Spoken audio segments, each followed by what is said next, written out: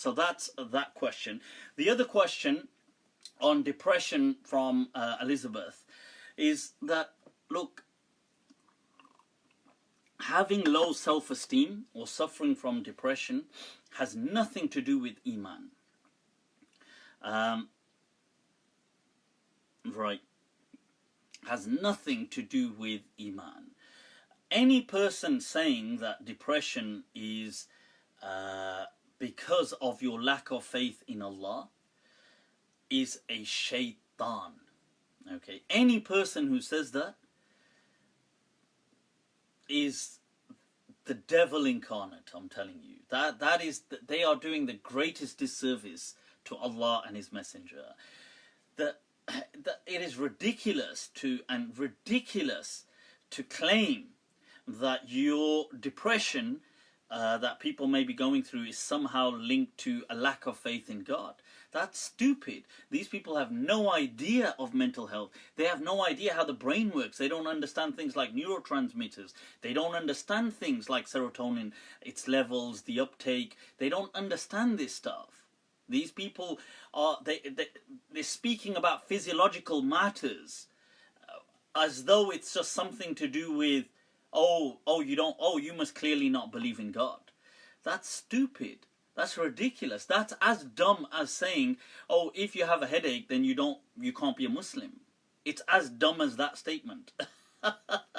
So it's absurd. It's nothing to do with your faith.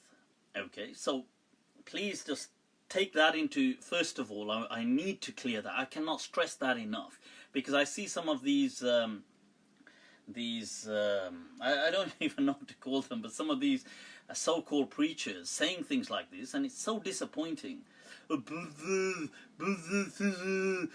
got depression, your Iman.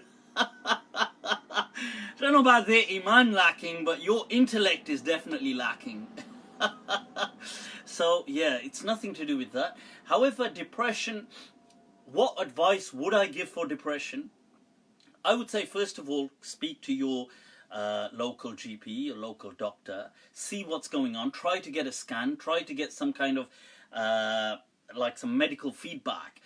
Is there a chemical imbalance? Is there something? Some people could naturally have issues with serotonin, or they kind of just the kind of things going on, the hormonal aspect of their body could be at an imbalance, cortisol levels and other things. So it's good to get a kind of checkup to see, well, what's going on. Maybe there's some kind of imbalance that can then be stabilized. In addition to that, I would say that depression can be caused by many things. One is an isolated event-based depression. So, for example, something has happened. In those cases, usually time will heal things. Like somebody, so for example, somebody's died, and now their death has caused somebody to go into depression. These are like isolated scenarios where the depression has a clear kind of source. There's an etiology to the whole thing. Now, in those situations, hopefully time will heal, inshallah, the people. On some occasions, people don't have a particular isolated cause. They don't know why they're depressed, like nothing's actually happened. They just seem to have gone into depression.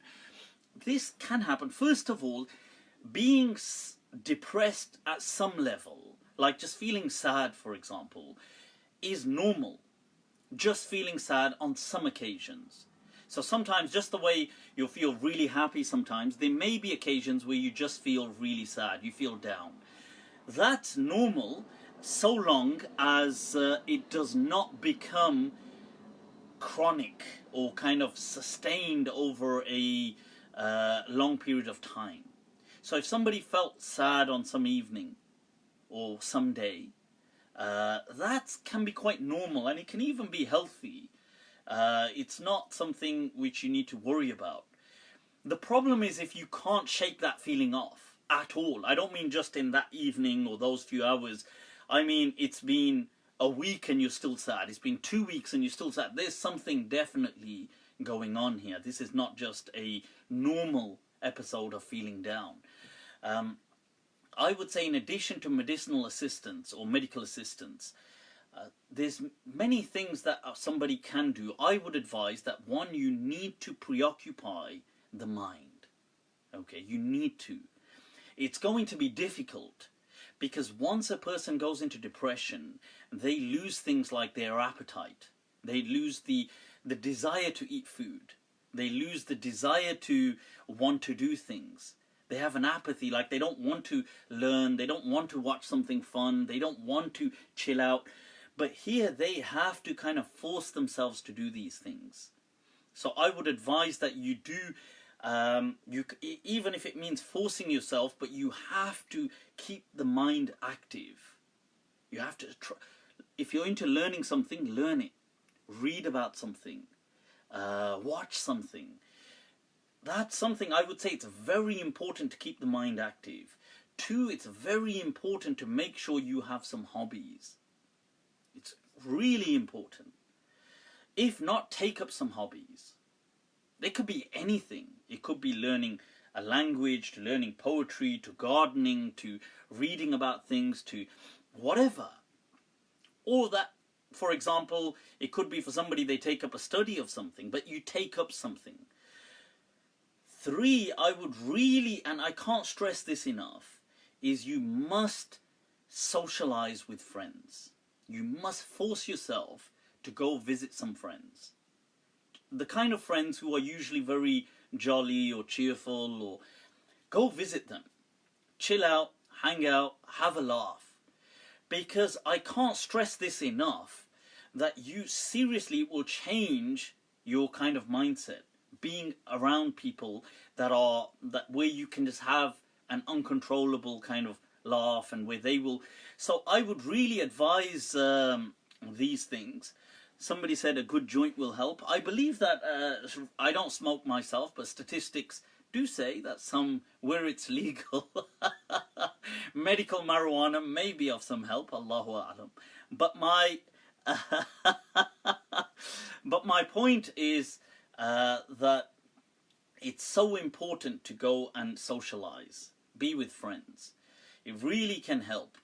And other things too. I mean, maybe, I don't know, spending some quality time. That always should help. Right, so